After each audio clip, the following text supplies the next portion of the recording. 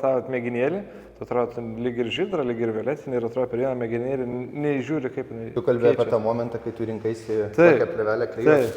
Ir aš po to žiūriu, gerai, spalva tokia, išsirinkau, sakau, ką paskambinsiu, pasakysim, kad ne ta spalva. Ir aš nuėjau internetą, susivedžiau spalvą ir pažiūrėjau visų mašinų, kaip atrodo.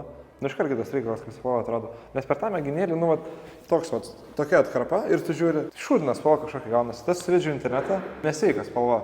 Atrodo, tu žiūrėsi šitą kampą, čia bus violetinė, tu pažiūrėsi tiesiai, bus žydra. Ir čia Dimo mėgstamiausias spalvas. Aš išduosiu tau paslaptį, kai tu patvirtinai tą spalvą, mes padarėm užsakymą ir pasėmėm visą likutį, nes šitą spalva retai užsakoma ir tiesiog pozicijos tos nepalaiko. Tai kadangi mes žinom istoriją su tavo priekiniu bamperiu, mes užsakėm šiek tiek daugiau, kad jos pas mus būtų. Apdruk. Taip, paskui ieškosim, vėl nerasim, bus kita partija, kitas atspalvis, užsisakėm šiek tiek daugiau. Pasėmėm ruloną tavo Mazdai ir va tas likutis papildomas užsakytas. Tai čia apdruk, jeigu nuspręsiu kažką pajuokauti, reikės perkliyti. Stogas labai senai buvo plautas, ypatingai šitose vietose. Mes stengiamės ir su garais, ir su kercheriu, ir su siurbliu. Aš tą mačiau, ten atrodo, 10 metų nebuvo net sušluostelės. Jo, tai galima atidaryti. Aš čia sėdynį nėra, tai dabar pastebėjau. Jo, sėdynės mes išėmėm. Kad išvalyt, aišku.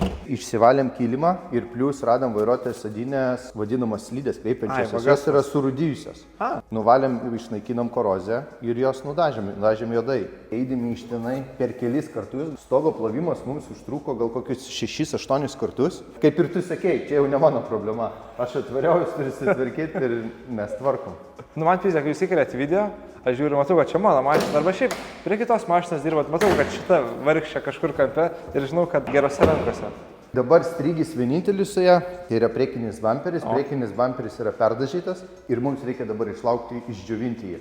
Išdžiovinti tam, kad neatsiklijuotų plėvelė, nes pati plėvelė iš savęs turi tempimą.